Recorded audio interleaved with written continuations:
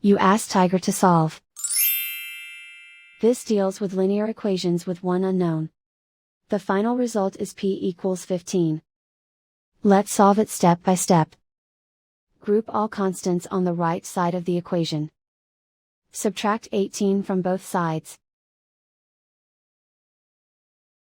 Group like terms. Simplify the arithmetic.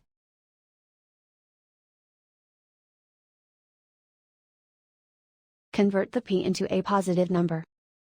Multiply both sides by -1.